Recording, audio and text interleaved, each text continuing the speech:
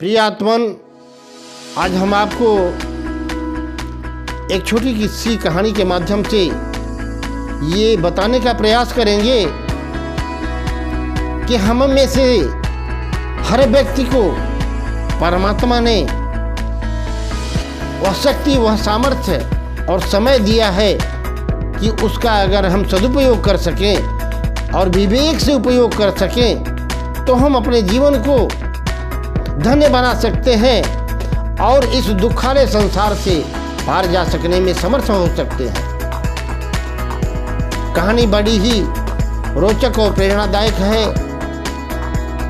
और आपसे अनुरोध है कि अगर इस कहानी से आपको कुछ प्रेरणा मिले, जीवन जीने की कला समझ में आए, तो मेरे वीडियो को लाइक, सब्सक्राइब अवश्य कर दीजिएगा, क्योंकि आपके लाइक और सब्सक्राइब से हमारा उत्साहवर्धन होता है और हम आपके लिए नए नए मोटिवेशन वीडियोज लाने का कार्य करते हैं।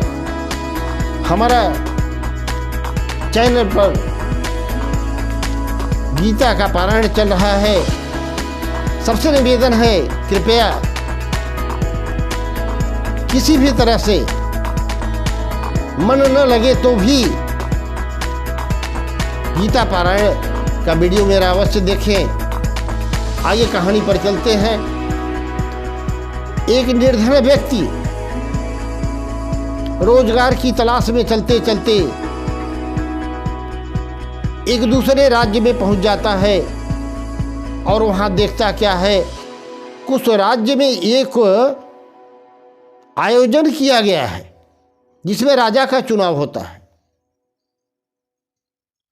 और कौतूहल बस वह निर्धन व्यक्ति भी जाकर के उस सभा में बैठ गया और देखता क्या है, एक हाथी के सूंड में एक माला दिया जाता है। हाथी उस माला को लेकर घूमता है और जिसके गले में वह माला हाथी डाल देता है, उसे उस राज्य का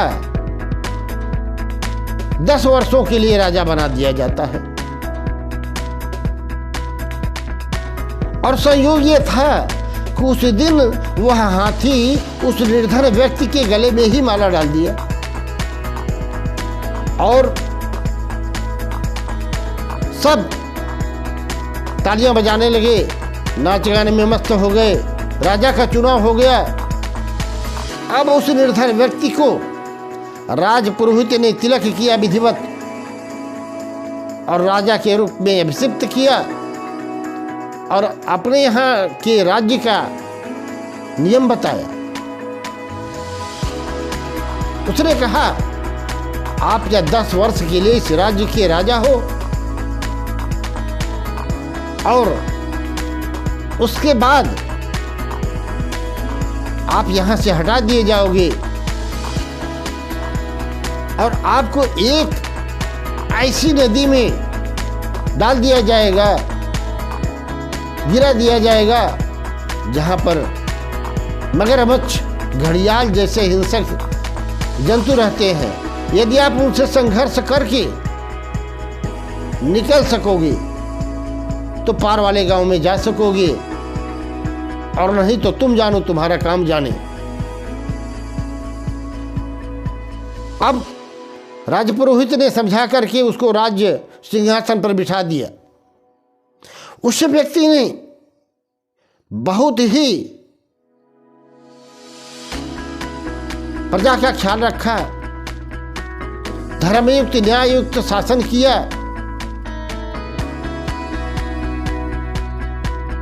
प्रजा को कोई क्लेश न हो, इसका सदैव ध्यान रखा।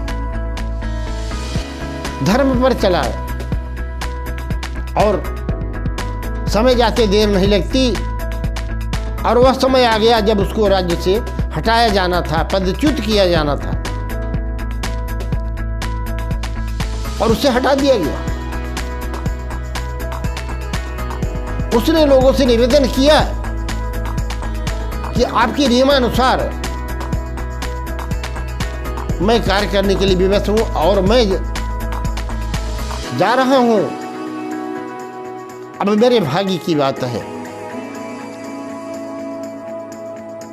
और सब देख रहे थे, सारी प्रजा देख रही थी। वह निर्धन व्यक्ति जो राजा बना था, वह चला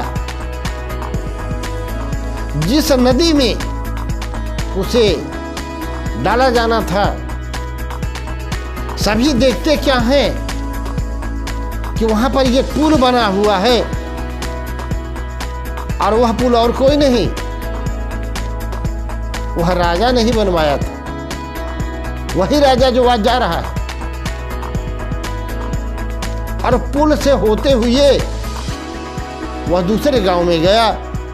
सारी प्रजा इधर से देख रही है और सभी भाव विभोर और मस्त हो, प्रसन्न है। कितने आए कितने चले गए, पर किसी के मन में ये विचार नहीं आया कि हम 5 साल के लिए 10 साल के लिए राजा हुए हैं, तो कम से कम अपने नदी के उस पार जाने के लिए कम से कम एक पुल तो बना दे। मित्रों, हम में से हम सब की यही दशा है। हम सबको भी परमात्मा ने कुछ समय के लिए पृथ्वी पर राजा नहीं, राजाधिराज बना करके भेजा है। क्या हम ईश्वर की संतान हैं? हम मृत के पुत्र हैं। हमें भगवान ने इतना समय दिया है, सामर्थ्य दिया है, विवेक दिया है कि हम उसका उपयोग करके पूरी रूपी पुल का निर्माण कर सकते हैं, जिसके द्वारा हम भगवान के धाम तक पहुंच सकते हैं। पर हम में से अधिकांश लोग संसार में आने के बाद माया में इतने लिप्त हो जाते हैं कि उससे बाहर निकलने का नाम ही नहीं लेते। और इस समय का, मानव जीवन का जिसने उपयोग करना सीख लिया, फिर वह समस्त दुखों से मुक्त हो जाता है, इसमें कोई संशय नहीं।